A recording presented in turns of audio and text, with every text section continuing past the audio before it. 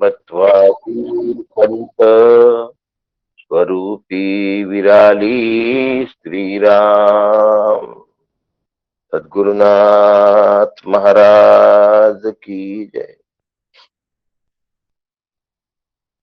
सगळ्यांना वंदन करतो आणि ऐकायला नीट येतं का एवढं लक्ष्मी आणि शशांक दोघांनी सांगावं. सुरू कर. हो येते दादा. एकदम व्यवस्थित आहे काका. ठीक आहे बेटा.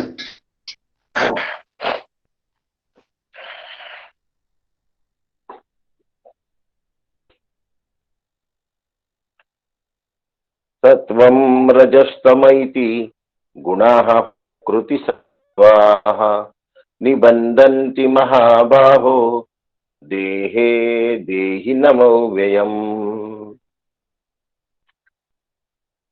तत्र सत्वं निर्मलत्वात् प्रकाशकमनामयम् सुखसंगेन बध्नाति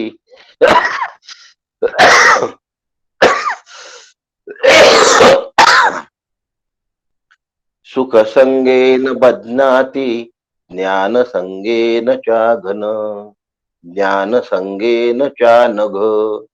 सद्गुरुनाथ महाराज की जय. गुणत्रय विभागातला श्लोक क्रमांक 5 आणि 6 आज आपण बघण्याचा प्रयत्न करूया. त्याच्यावर आपण आज चिंतन करण्याचा प्रयत्न करूया. भगवंत सांगतात आहे, आज ज्ञानरूपेण संस्थिता अशी प्रत्यक्ष भगवती आपल्या समोर आहे. ही योजना अत्यंत कल्पकतेने केल्या गेलेली आहे. प्रत्येक जणाला डोळ्यासमोर भगवती दिसणार आणि तिने प्रदान केलेलं ज्ञान कानाने ऐकायला येणार आणि रूपाने भगवती दिसणार आहे. आपण सगळेजण भाग्यवान आहोत. मी प्रत्यक्ष तिच्या समोर बसलो. भगवंत म्हणतात आहे, निबंधन्ति महाभाव. कोणाला सांगतात आहे भगवंत? महापराक्रमी, महाबलवान, महाशूर, महालढवय्या अशा अर्जुनाला भगवंत सांगतात आहे. याचा अर्थ जो जगेल तो महावीर असला पाहिजे. महावीराशिवाय सामान्य माणसाला हे अवघड आहे आणि महावीर होणं हे श्री गुरूंच्या सामर्थ्याने शक्य आहे. हे भगवंताच्या कृपेने शक्य आहे. केवळ स्वतःच्या प्रयत्नाने हे शक्य होत नाही. आपल्या प्रयत्नाला भगवंताचे आशीर्वाद आणि श्री गुरूंचं सामर्थ्य या दोहोंची गरज आहे. आणि म्हणून हे महाबाहो अर्जुना, सत्व रज आणि तम हे प्रकृतीपासून उत्पन्न झालेले 3 गुण अविनाशी आत्म्याला शरीरामध्ये बद्ध करता.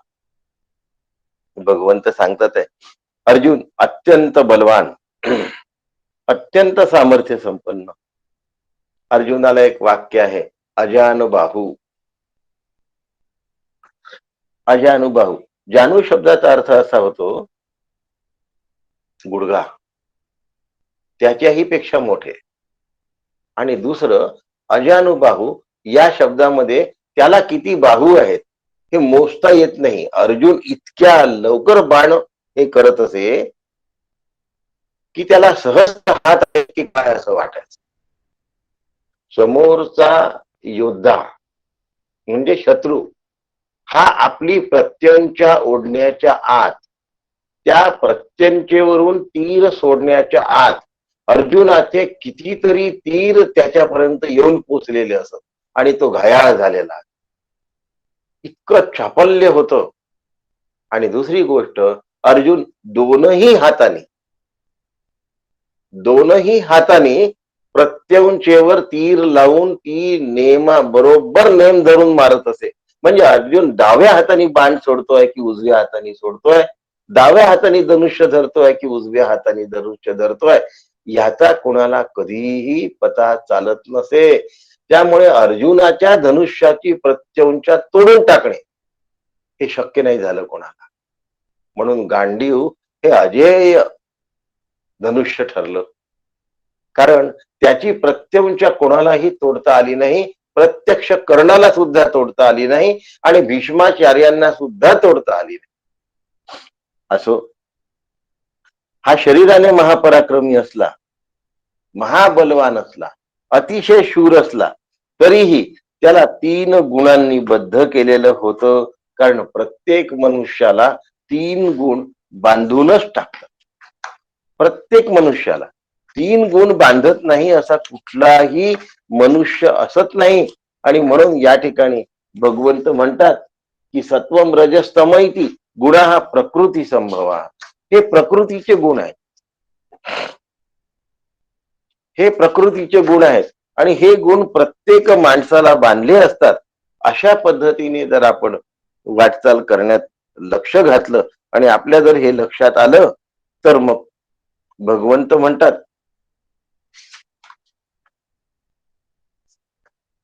तीन प्रकृतीने मनुष्याचा देह निर्माण झाला आहे. पण अर्जुना निबंधंती, ह्या तिन्ही गुण हे माणसाला बांधून टाकतात. हे 3 गुण माणसाला जेरीस आहे. अर्जुना, ज्या शत्रूंनी तुला घाबरवलं नाही, अर्जुना,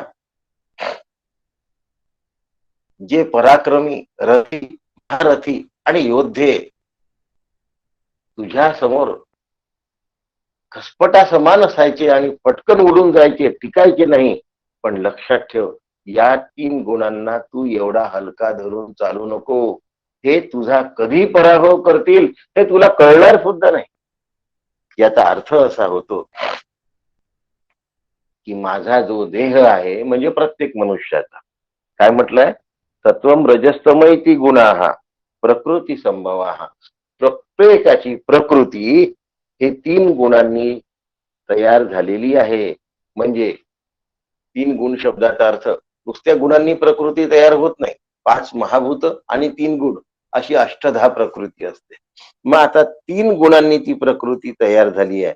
मग देह जो आहे तो 5 महाभूतांचा आहे, म्हणून देह जड आहे.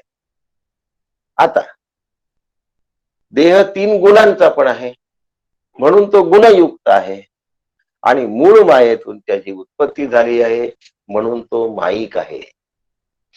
आता देह महाभूतांचा आहे, पहिला मुद्दा. देह 3 गुणांचा आहे, दुसरा मुद्दा. देह माईक आहे, हा तिसरा मुद्दा. जर हे 3 मुद्दे आम्हाला बरोबर पटले असतील, तर देह 5 महाभूतांचा आहे, याचा अर्थ देह माझा नाही. स्पष्ट झालं? देह 3 गुणांचा आहे, याचा अर्थ देह माझा नाही. आणि देह माईक आहे, याचा अर्थ देह माझा नाही. 3 वरून 3 एकच निष्कर्ष आला की देह माझा नाही. 3ही मुद्द्यांवरून निष्कर्ष कोणता आला? देह माझा नाही. आता दुसरा निष्कर्ष काढूया. 5 महाभूतांचा आहे, म्हणजे मी 5 महाभूत नाही. देह 3 गुणांचा आहे, म्हणजे मी 3 गुण नाही. आणि देह माईक आहे, आणि मी मायावान आहे, मी मायापती आहे.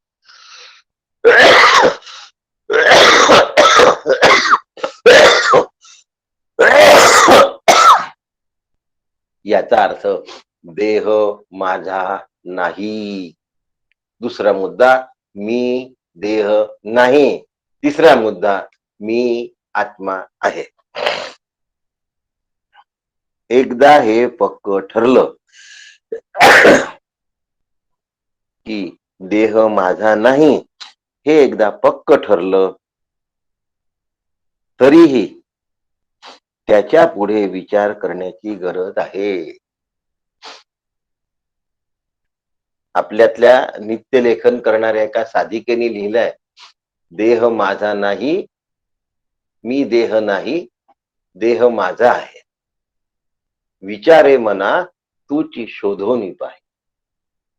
त्यांनी असं आहे, आणि ते पद आपल्या सगळ्यांना कल्पना असेल. मी देह नाही, देह माझा आहे.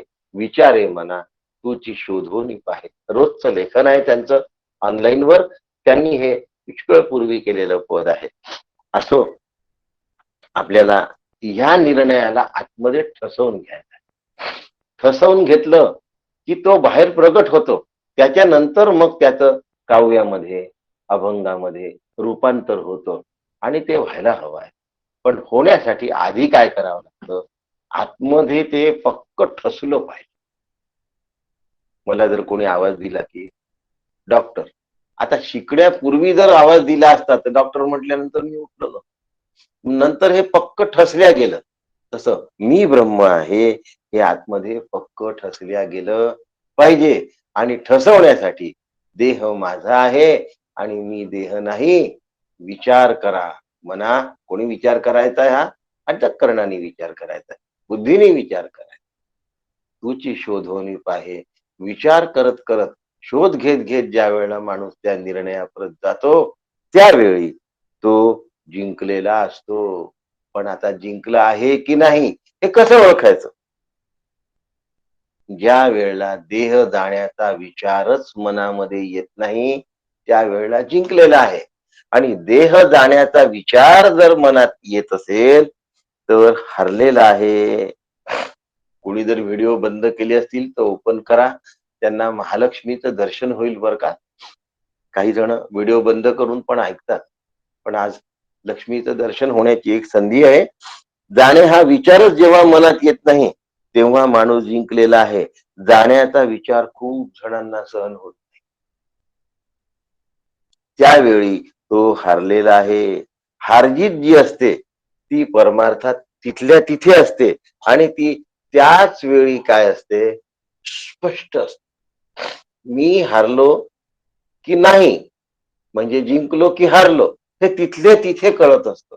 त्या निर्णयाला कधीही वेळ लागत नाही. आजकाल ऑनलाईन पेपर सोडवला की तिथल्या तिथे पेपर संपल्याबरोबर मार्क्स डिक्लेअर होतात. कारण कॉम्प्युटर किंवा मोबाईल हे ताबडतोब तुम्हाला मार्क्स सांगतात. तसं परमार्थामध्ये मी जिंकलो आहे की हारलो आहे हा तिथले तिथे भाग येतो. मग आपल्या अंतःकरणात जाण्याचा विचार येता कामा नये. आणि असा विचार जर मनामध्ये येत नसेल तर मग लक्षात ठेवायचं की माझं काम झालेलं आहे, मी जिंकलेलो आहे. देह माझा आहे, मी देह नाही. आतमध्ये ठसलं आहे.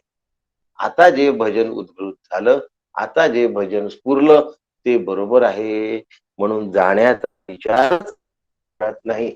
देह माईक आहे की नाही, देह कल्पित आहे की नाही, मग देह जाईल का? मग देह राहील का? मग जाईल तर जाईना का, राहील तर राहीना का, असं म्हणायचं असतं. आणि हे एकदा जर पक्क झालं, नाही तर जाईल तर जाईना का तोंड वाकडं करून म्हणायचं, आणि राहील तर आहे आनंदाने म्हणायचं. तसं नाही. देह जाणार असेल तर जाईना का हे म्हणत असताना चेहऱ्यावर जराही जराही थोडस सुद्धा वेड वाकडा भाव उत्पन्न होता कामा नये. जरा आता गुणांबद्दल आहे आणि गुणांचं सगळं स्पष्टीकरण पुढच्या श्लोकात असल्यामुळे तत्र सत्वम निर्मलत्वात् प्रकाशकमनामयम सुख संगेन बध्नाती ज्ञान संगेन चानघो. भगवंत सांगतात आहे की हे अर्जुना, आता अनघ म्हटलाय.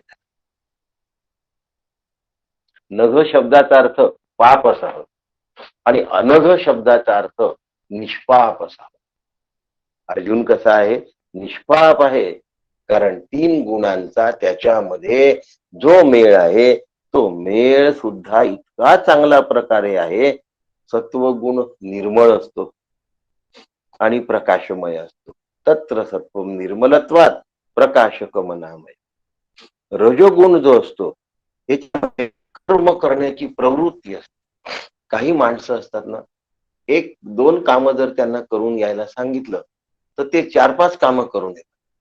तिकडे गेलो ना मग हे एक ऍडिशनल करून घेतलं, तिकडे गेलो तर ते एक ऍडिशनल करून, आणि जाता जाता असं वाटलं की आपल्याला 2 दिवसांनी यायचंच आहे, मग एक आणखीन ते काम 2 दिवसानंतर पुन्हा एवढा वेळ जाण्या येण्यात खर्च करण्यापेक्षा तो सुद्धा वेळ आम्ही दिलेला आहे, म्हणजे तेही काम मी करून घेतलेलं आहे, असा माणूस समाजामध्ये लोकप्रिय असतो. घरामधल्या सगळ्या लोकांना तो आवडत असतो, चाहता म्हणतात त्याला. सगळेजण त्याला चाहत असतात, पण हा रजोगुण आहे. नेहमी लक्षात ठेवावं.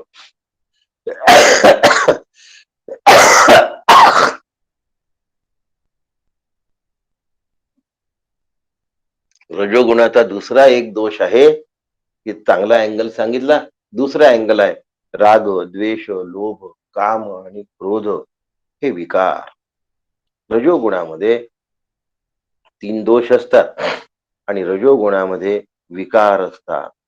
आता राग द्वेषादी दोष असतात आणि काम क्रोधादी विकार असतात. जन्मतः रागद्वेष अंतःकरणामध्ये असतो, पण त्याचा जेव्हा उद्रेक होतो त्यावेळेला तो काम क्रोधादी विकाराच्या अनुषंगिक येतो. म्हणजे रागद्वेष आणि कामक्रोध सूक्ष्मावस्थेत असतात तेव्हा रागद्वेष असतात, आणि तीव्र अवस्थेमध्ये जे येतात तेव्हा ते विकारवान झालेले आहे, म्हणून त्याला कामक्रोध असं म्हणतात. उदाहरण लक्षात ठेवूया. मला सुचलं देवीच्या कृपेने की ज्वालामुखी असतो, तो ज्वालामुखी फुटण्याच्या आधी आतमध्ये उद्रेक असतो, खदखदत असतं, पण तो फुटून बाहेर आलेला ना, तो फुटून बाहेर आला, त्याला दोष असं म्हणतात. आणि जेव्हा तो फुटून बाहेर येतो तेव्हा त्याला विकार असं म्हणतात. दोष आणि विकार हे आता तुमच्या नीट लक्षात आले असतील. यांनी अंतःकरण गढूळ होतं, यांनी अंतःकरण खराब होत. काही लोक बाहेर जातात, 4 कामं सांगितली असतात, 2 विसरून जातात आणि 2च कामं करून येतात. हा त्यांचा तमोगुण. याच्यामध्ये अविवेक प्राबल्याने समोर आलेला असतो आणि मोक्षाचं साधन धूसर झाला. मनुष्याला सतत बहिर्मुख करून बहिर्मुखातले किंवा विषयातले सुख याचं आकर्षण त्याच्या अंतःकरणामध्ये निर्माण करणं हा रजोगुणाचा भाग. तमोगुणांचं निर्माण झालेलं आकर्षण मलाच प्राप्त झालं पाहिजे तो विषय, याच्यासाठी हट्ट असतो, हा तमोगुणाचा भाग असतो. आणि सत्वगुण हा श्रेष्ठ आणि शुद्ध असतो. जी गोष्ट ही तो बघेल ती गोष्ट तो शुद्ध स्वरूपात बघतो, त्याची दृष्टी अत्यंत शुद्ध असते. लहान मूल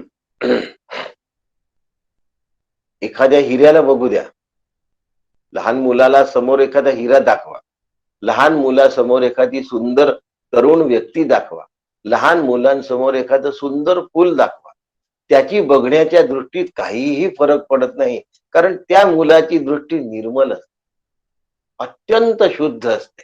याला सात्विक दृष्टी असं म्हणतात. ही लहान मुलांची असते. लहान मुलांनी आपल्याकडे पाहिलं की आपल्याला आनंद होतो. का? त्यांच्या दृष्टीमध्ये सत्व असतं, त्यांच्या दृष्टीमध्ये शुद्धत्व असतं, त्यांच्या दृष्टीमध्ये अत्यंत आनंद असतो, कारण जे शुद्ध असतं ते आनंदमय असतं. हा सत्वगुण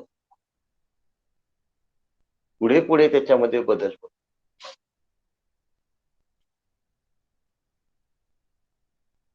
असो, पण हे 3ही गुण स्वतंत्रपणे कधीही अस्तित्वात नसतात, हे एकत्रितपणे अस्तित्वात असतात. म्हणून गुणः प्रकृती संभवा. आता या एकत्रितपणाच्या 3 गुणांचा काय हैदोस आहे हे तुमच्या लक्षात आणून देण्यासाठी भगवंतानी गुणत्रय विभाग सांगितला आहे. ते हैदोस आहे निबंधंती महाबाहो. हे गुण मला बांधतात. कसे बांधतात, ते कसे बांधतात हे मला कळतच नाही. मी जखडल्या गेल्यानंतर मला कळतं. या गुणांनी मला जखडून टाकल्यानंतर मला कळतं की मी बांधल्या गेलो आहे. मग आता एका ठिकाणी प्रश्न निर्माण होतो की तत्वादी गुण हे क्षेत्रज्ञाच्या अधीन असतात असं तुम्ही म्हणता, मग ते मला बांधतात कसे, ते मला संसारी बनवतात कसे, गुणांच्या साह्याने मी क्षेत्रज्ञाला जाणू शकत नाही. गुणांच्या साह्याने मी जगाला जाणतो. गुणांच्या साह्याने मी विषयांना जाणतो. गुणांच्या साह्याने मी व्यक्तींना जाणतो. गुणांच्या साह्याने मी वस्तूला जाणतो. गुणांच्या साह्याने मी प्रसंगांना जाणतो. पण गुणांच्या साह्याने आत्म्याला जाणता येत नाही. आणि गुणांची एवढी मदत घ्यायची मला सवय झाली असते, मी गुणांच्या साह्यानेच ते जाण्याचा प्रयत्न करतो आणि मग फसतो. फसतो. आणि म्हणून ह्या 3 गुण मला कसे बद्ध करतात हे आमच्या लक्षात येत नाही. आणि म्हणून त्याला अध्यास संबंध असं म्हणतात. अज्ञानावस्थेमध्ये हा अध्यास संबंध हा जीवाला धरून ठेवतो. आणि म्हणून मग त्याला कोणी संसर्गाध्यास म्हणतात, कोणी तादात्म्याध्यास म्हणतात. तो विषय फार वेगळा आहे. आपला पुढचा श्लोक आहे, तत्र सत्वम निर्मलत्वात प्रकाशक मनामयम सुख संगेन बध्नाती ज्ञान संगेन चानन. हे निष्पाप अर्जुना, हा तुझ्या जवळ असलेला अर्जुन कसा आहे, भगवंताच्या उपदेशाने भारावला आहे. अर्जुन कसा आहे, अमृततुल्य उपदेश आपल्या कानात कसा साठवून घेईन. आपण असतो तर काय केलं, याला कसं मारू, त्याला कसं मारू, त्याला कसं मारू, आपल्यापेक्षा जास्त सैनिक आहे, आता काय करू, अशा प्रकारचा विचार अंतःकरणामध्ये आपल्या घोंगावत राहिले. आणि अर्जुन सगळ्या गोष्टी बाजूला ठेवून फक्त फक्त आणि फक्त भगवंताचाच शब्द कानामध्ये साठवून घेत. फक्त फक्त आणि फक्त हा शब्द मी त्रिवार योजला. चातक पक्षी तो फक्त आणि फक्त आकाशातून पडणाऱ्या जलबिंदूंनाच टिपतो. जमिनीवर पडलेल्या जलबिंदूशी संबंध येऊ देत नाही. तसा अर्जुन सत्वगुणी आहे. हा रज आणि तमाचे दोष आतमध्ये शिरू देत नाही असा चातक आहे. आणि म्हणून तो अनघा आहे, म्हणून तो निष्पाप आहे. म्हणून अनघा हे नाव आहे स्त्रीचं. आणि या ठिकाणी भगवंत चानघ म्हणजे पुल्लिंगी शब्द वापरतात आहे. अर्जुन, तू सुद्धा निष्पाप आहेस, तू सुद्धा शुद्ध आहेस आणि तुझ्यामध्ये विकार नाही. आता समजा नाही जमलं चातकासारखं पाणी पी आणि जमिनीवर पडलेलं पाणी प्यावं लागलं, म्हणजे शुद्ध सत्व गुण नाही जमला. मग आता नदीत वाहत आलेलं जे पाणी आहे ते 2दा गाळून घेऊ शकतो, त्याला व्यवस्थित फिल्टर करू शकतो आपल्याला हव्या त्या पद्धतीने, आणि मग आपण ते वापरू शकतो. म्हणजे आता नाही आपल्याजवळ शुद्ध सत्व गुण, रज आणि तमांचं मिश्रण आहे, सांगितलंच आहे भगवंताने. मग आता आम्ही त्याला जाणीवपूर्वक, प्रयत्नपूर्वक, काळजीपूर्वक शुद्ध सत्वामध्ये काय केलं पाहिजे, परिवर्तित केलं पाहिजे. म्हणून अंतःकरण सत्व गुण प्रधान झालं हे आम्हाला जाणवलं पाहिजे, हे आम्हाला कळलं पाहिजे. हे कसं कळेल, माझं अंतःकरण निर्मल झालं, माझं अंतःकरण सत्वगुण प्रधान झालं, हे मला कसं कळेल, याच्या खुणा भगवंतांनी सांगितल्या आहेत. आणि खूण आहे प्रकाशकम अनामयम. कसं आहे, ते प्रकाशक आहे आणि अनामय आहे. तत्र सत्वम निर्मलत्वात प्रकाशकम अनामयम. ते प्रकाशक आहे आणि अनामय आहे. आता प्रकाशक आहे म्हणजे काय, प्रकाशक आहे म्हणजे काय, त्यामुळे सगळ्या गोष्टी कळायला लागतात, त्याला प्रकाशक म्हणतात. आणि अनामय म्हणजे उपद्रव रहित.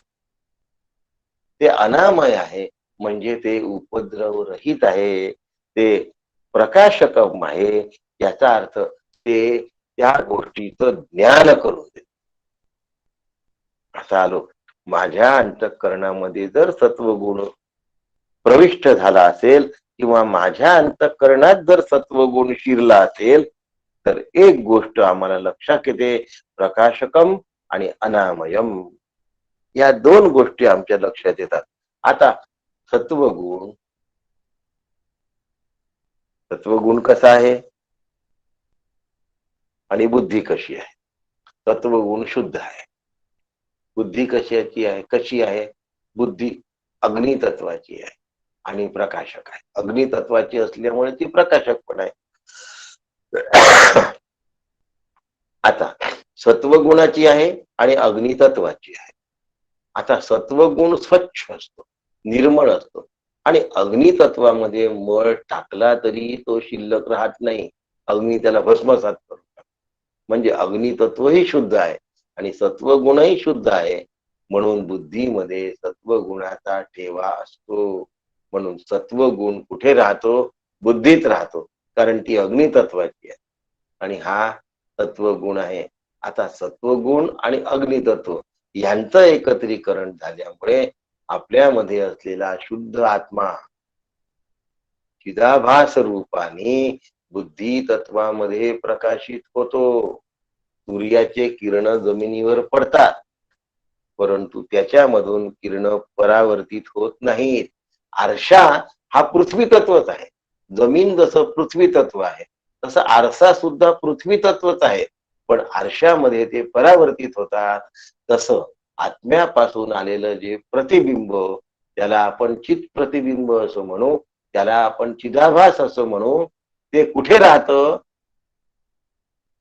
ते बुद्धीमध्ये जाऊन स्थिर होतो.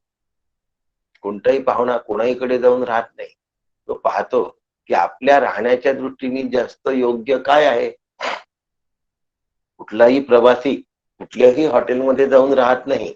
त्याला हे माहित असतं की राहण्याची ही जागा 2 स्टार आहे, ही 3 स्टार आहे, ही 5 स्टार आहे.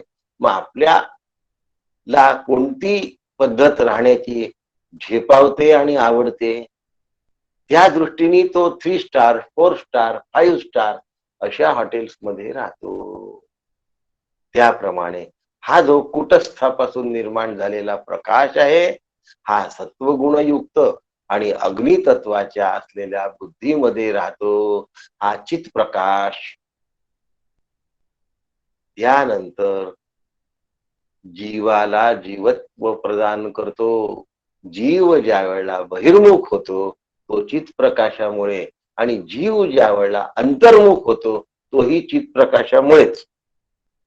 आणि म्हणून चिदाभासाचा या ठिकाणी डबल रोल आहे.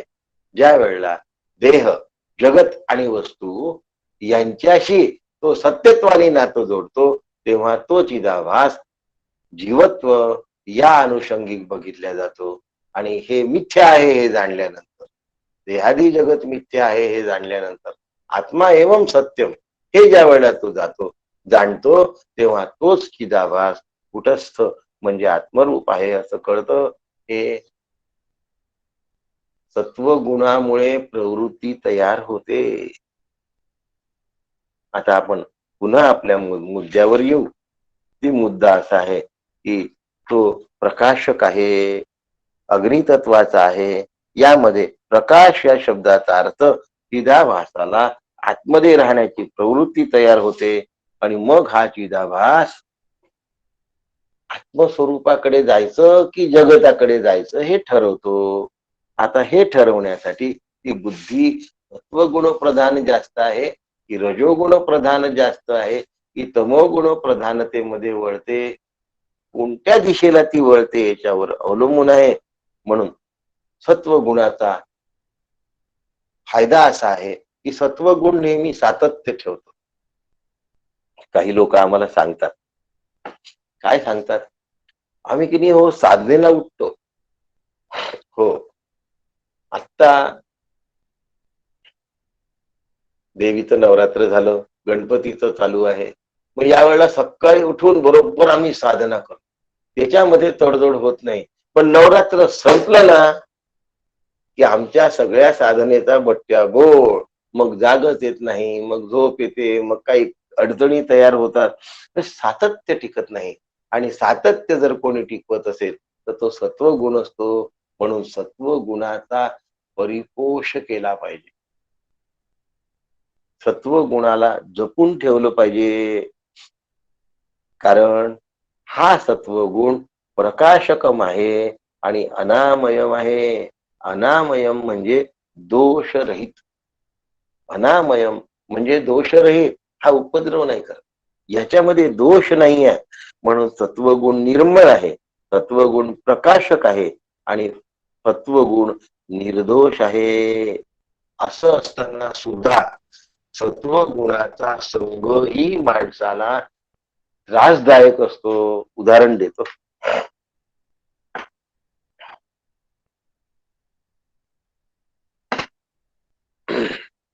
जे सत्वगुणी लोक असतात ना, ते स्वभावाचे खूप चांगले असतात, हेल्पिंग नेचर असत, दुसऱ्याला मदत करण्याची प्रवृत्ती त्यांच्यामध्ये सतत असते.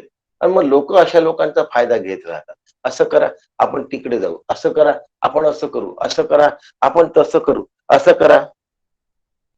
म्हणजे तो माणूस सतत दुसऱ्याची मर्जी जपण्यामध्ये स्वतःचं जीवन व्यतीत करत असतो आणि आत्मस्वरूपाकडे जाण्याचा विचारच त्याच्या अंतःकरणात फिरत नाही, त्याच्या अंतःकरणात घोंगावत नाही, कारण तो आत्मस्वरूपापासून विन्मुख झाला असतो आणि दुसऱ्याची मर्जी सांभाळण्यामध्ये, म्हणजे चांगलं वागण्यामध्ये. लोक फार चांगलं चांगलं म्हणत असतात, चांगलं वागणाऱ्याला लोक फार काय करत असतात,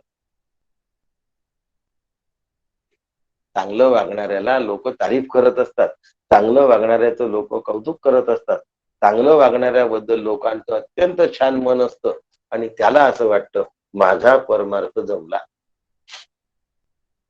तो पुढचं चिंतन करतच नसतो,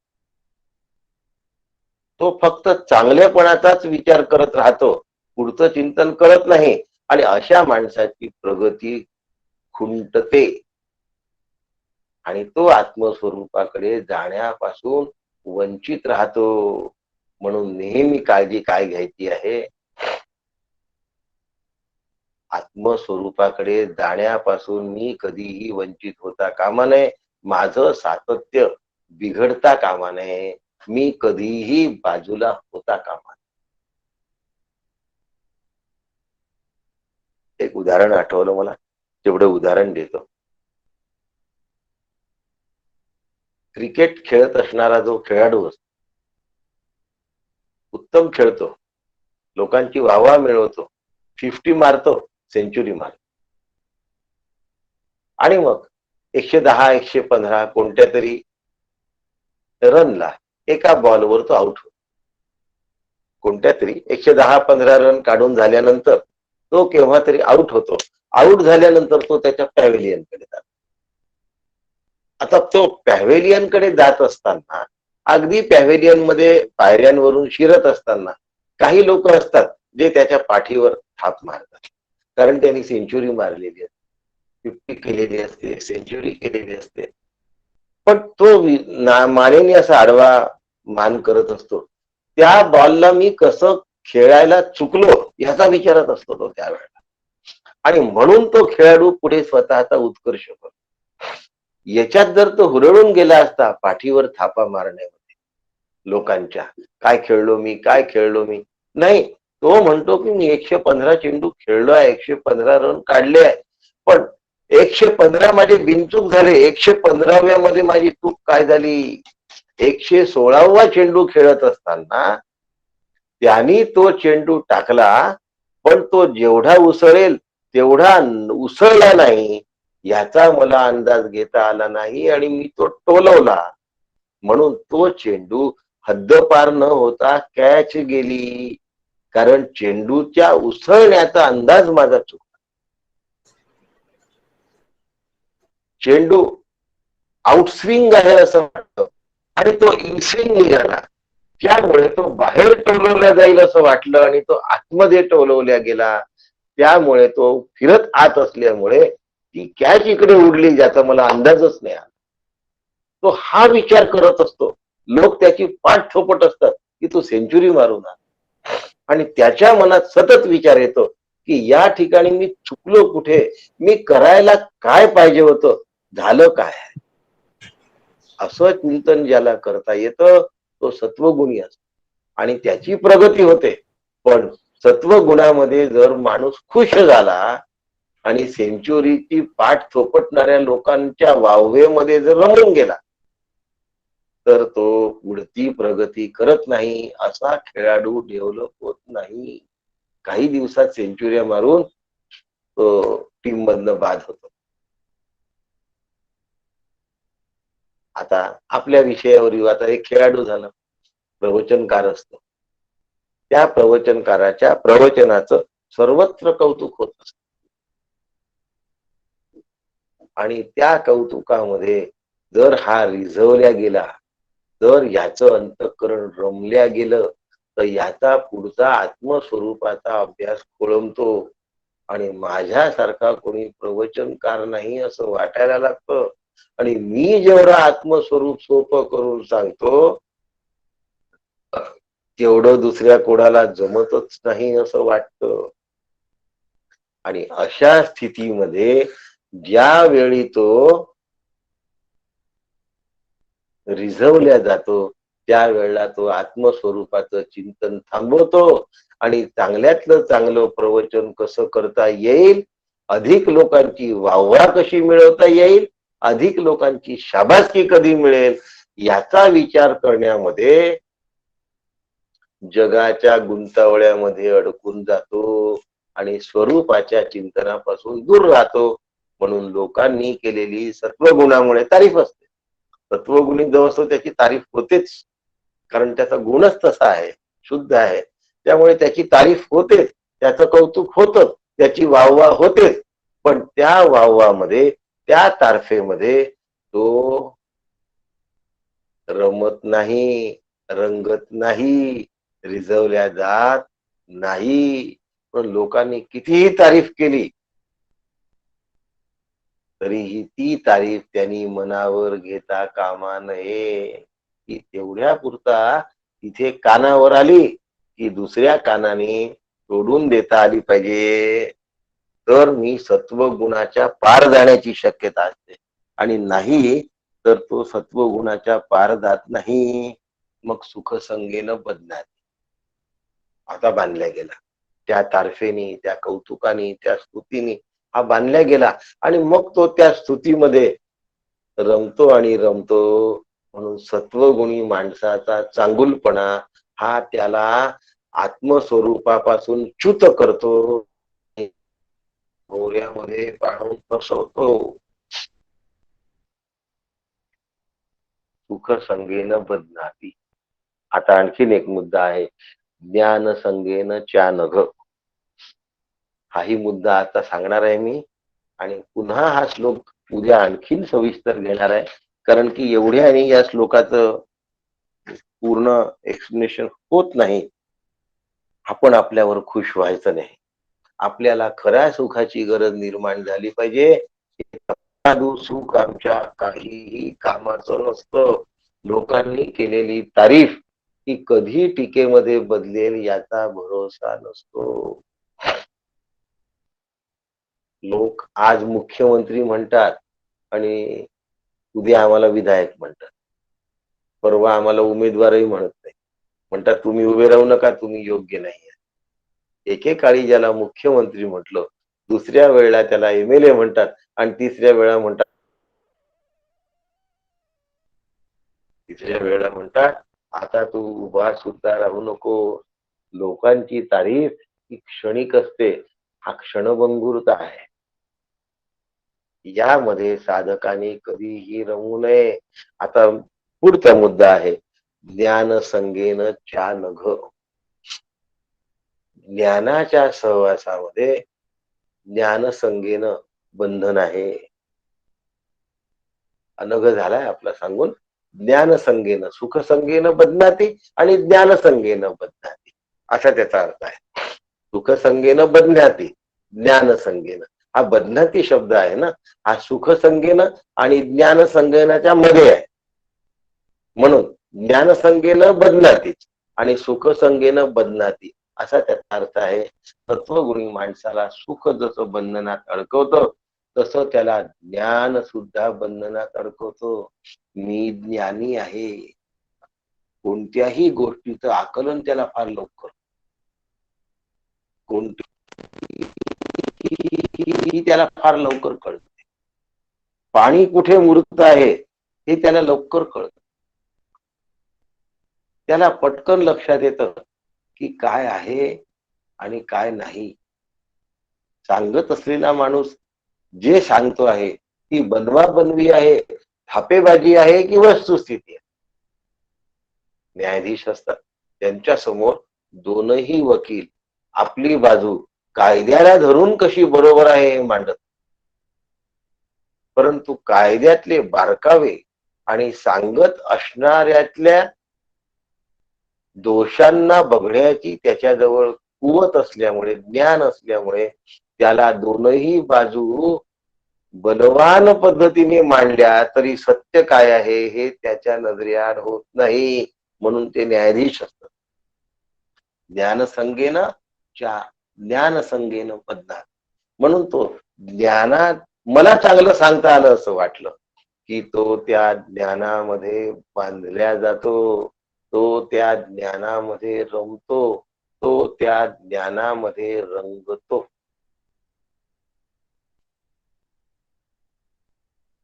अशा पद्धतीने जर आपण नीट लक्षात ठेवलं तर सत्वगुण प्रधान जी प्रवृत्ती आहे ती सुखामध्ये रमते आणि ज्ञानामध्ये रमते. बघा तुम्ही, हे बघा, आपल्याकडे महाल नसला तरी काही बिघडत नाही, पण आपल्या आईच्या घरात आपण किती छान राहतो नाही. आपली मुलं किती छान वागतात, आपल्या मुली किती छान वागतात, आपले नातलग आपल्याला विचारतात. आपलं घर लहान असलं तरी काय झालं, आपल्याकडे पैसा थोडा असला तरी काय झालं, हेच हवं असं वाटतं. इतका माणूस त्याच्यामध्ये रमतो, इतका माणूस त्याच्यामध्ये रमतो की माझं कुटुंब जसं चालू आहे तसं उत्तम चालू आहे असं. कारण तो सत्वगुणी असतो ना, ज्याच्या सत्वगुणाचा इतरांना उपयोग होत असतो, त्यामुळे इतरांचा त्याला खूपसा त्रास नसतो, पण त्याचा इतरांना मदत असते. आणि इतर ती मदत बोलून दाखवतात, तुमच्यामुळे की नाही आमचा फार फायदा झाला, तुम्ही नसते तर की नाही आमचं काही खरं नव्हतं. मी ऐकत असतो असे वाक्य पुष्कळदा लोकांनी, तुम्ही नसते तर आम्हाला हे समजलं नसतं. पण आपण असं मनामध्ये कधीही ठाम करू नये. समोरचा काही बोलो, तो एकदा नाही 100दा बोलो, 1000दा बोलो, पण आपण कधीही असं समजून घ्यायचं नाही की आपल्यामुळे त्याला कळत आहे. आपण हे समजून घ्यायचं की कळण्याची जी प्रवृत्ती आहे ती प्रवृत्ती त्याची सत्वगुणयुक्त असल्यामुळे आपल्या शब्दांनी त्याला ते बरोबर ओढून घेता आलं.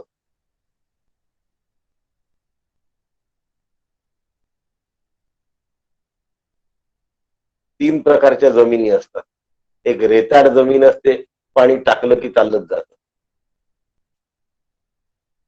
दुसरी फरशी असते, त्याच्यावर पाणी वाहूनच जात. आणि तिसरी काळीशार जमीन असते, त्याच्यामध्ये पाणी टाकलं की ते पाणी नुसतं खाली जात नाही, आजूबाजूच्या जमिनीला सुद्धा ओल निर्माण करत. म्हणजे काय झालं, रेतीमध्ये एकदम खाली निघून जात, फरशीमध्ये एकदम वाहून जात, पण काळी जी जमीन असते त्यात पाणी खाली जात असताना आजूबाजूला सुद्धा पसरतं. त्यामुळे काळीशार जमिनीमध्ये जो वृक्ष किंवा झाड लावलेलं असतं त्या झाडाचे सर्वदूर पसरलेली जी मुळं असतात त्या मुळांच्या दुरीपर्यंत ते पाणी पसरत पसरत जातं. म्हणून काळी जमीन ही पाण्यासाठी मदत करणारी आहे आणि पकड पण चांगली मिळते मुळांना, कारण ती पाणी आलं की ती चिकट होते आणि ती धरून ठेवते.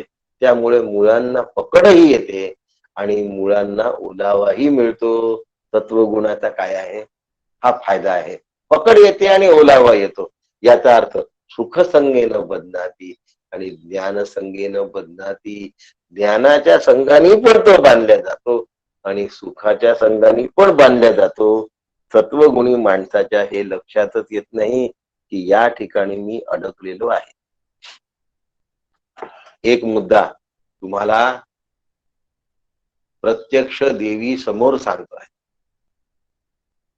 जे साक्षात देवी समोर हा मुद्दा सांगतो आहे आणि हा मुद्दा अगदी मनाचे कान करून ऐका, हृदय ओतून ऐका. देवाच्या साक्षीने सांगतो आहे, हा जो सत्वगुणी असतो हा विषयाच्या सन्निकर्षामधून जर विषयात रमला तर पुन्हा पुन्हा विषयाचं सुख घ्यावंसं वाटतं आणि मग तो आपल्या सुखाला विषयावर अवलंबून ठेवतो आणि विषयाशी आसक्त होतो आणि विषयामध्ये फसून जातो. दुसरा मुद्दा, तो सत्वगुणी असतो आणि तो उपासना करत असतो. असा सत्वगुणी अन्य देवतेच्या उपासनामध्ये अधिकाधिक प्रवृत्त होतो आणि मग तो बद्ध होतो.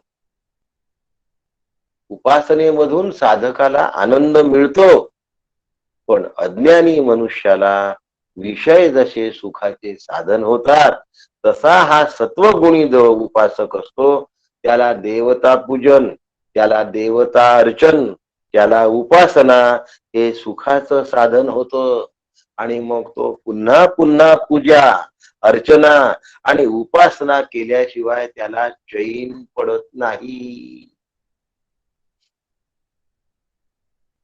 त्याला तेच तेच पुन्हा पुन्हा हवं असतं आणि मग तो सोळं नेसेल, तो पुन्हा पूजा करेल, तो पुन्हा उपासना करेल, तो पुन्हा जप करेल. असा व्यक्ती उपासनेमध्ये बद्ध होतो. देवाच्या साक्षीने सांगतोय, देवाच्या समोर बोलतोय. यात तसूभरही असत्य नाही, लक्षात ठेवा. कारण देवानी सांगितले, परब्रह्मानी सांगितलेली भगवंताच्या मुखातली भगवद्गीता तुम्हाला मी त्याच्याच साक्षीने सांगतो आहे.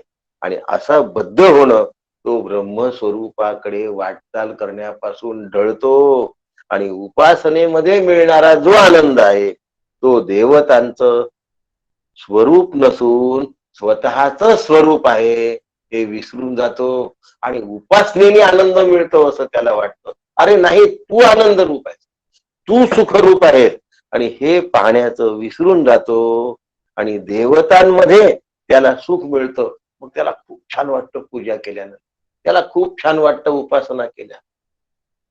म्हणून उपासकांची संख्या खूप असते, भरपूर असते आणि उपासना करण्यामध्ये मी कोणी तिस्मारखा आहे असं वाटायला लागतं आणि ब्रह्मस्वरूपापासून छेद जातो आणि बहिर्मुख उपासनेमध्ये तो बद्ध होतो. 21 मोदक 16 तुमच्या समोर आहेत बघा, लक्षात ठेवा. विडा किती करायचा? 16 पानांचा विडा करायचा. पात्या किती? 16. करंजा किती? 16. अजून काय असतं मी तर विसरूनच जातो दरवेळेला.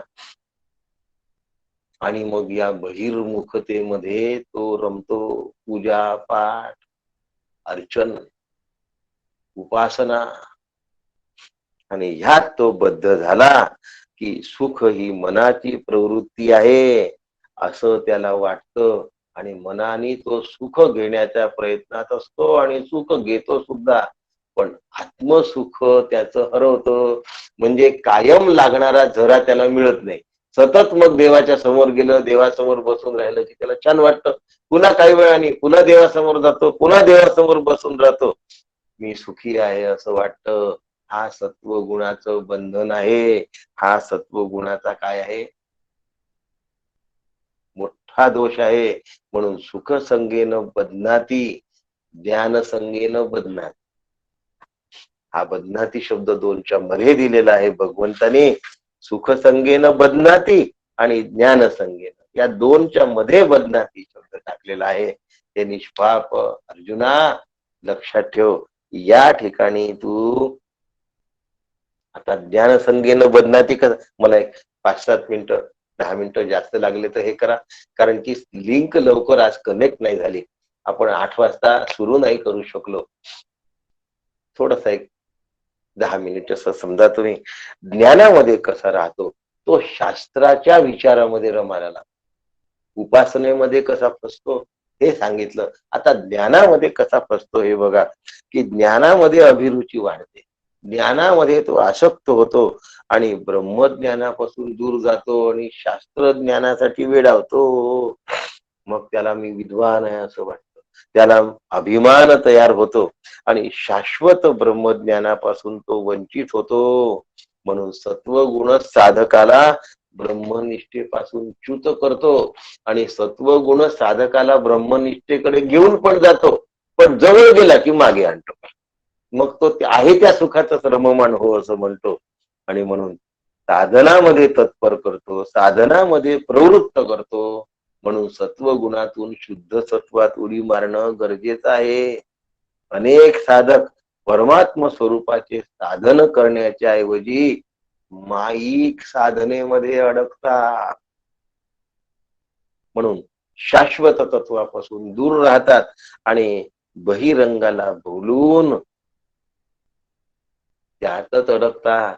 याचं एकमेव उदाहरण देतो. नामदेवासारखा अनन्य भक्त सुद्धा भगवंताच्या माईक रूपामध्ये अडकला आणि पांडुरंगाचं खरं स्वरूप त्याला कळेनासं झालं. देवतांच्या साक्षीने सांगतोय बरं का, देवतांच्या साक्षीने सांगतोय.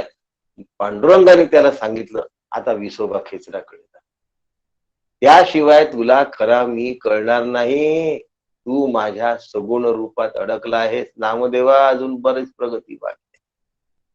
याच कारण हा सत्व गुण आहे. म्हणून मी भगवंताच्या साक्षीने सांगतो की भगवंताच्या रूपात सुद्धा अडकणं साधकाकडून अपेक्षित नाही, स्वरूपात राहणं अपेक्षित आहे. अशा पद्धतीने आम्ही स्वरूपाकार व्हावं म्हणून हा भगवद्गीतेचा अभ्यास करतोय. कारण भगवद्गीता ब्रह्मविद्या आहे. भगवंताच्या मुखारविंदातून प्रसवलेली ती ब्रह्मविद्या आहे. उपनिषदांचा सार आहे, तत्वज्ञानाचा परिपाक आहे आणि आत्मज्ञानाचा परितोष आहे. असं ब्रह्मरूपता, अशी आत्मरूपता आपल्या सगळ्यांना ब्रह्मरूप महालक्ष्मीच्या कृपाशीर्वादाने लाभो, ही या महालक्ष्मी समोर आपल्या सगळ्यांकरता आणि माझ्याकरता प्रार्थना करतो. आणि आजचा दिवस या ठिकाणी प्रवचनाचा थांबवतो. देवींचं दर्शन घ्यावं आणि थांबावं. तिच्याच कृपेने आपण सगळे, कारण ती गुरुस्वरूप आहे, ती शांती स्वरूप आहे, ती ज्ञान स्वरूप आहे. स्वरूप म्हणतोय बरं का. अशा भगवतीला प्रणिपात करू, गुरुस्वरूप भगवतीला वंदन करू आणि आपण थांबू. रामकृष्ण हरी. रामकृष्ण हरी काका.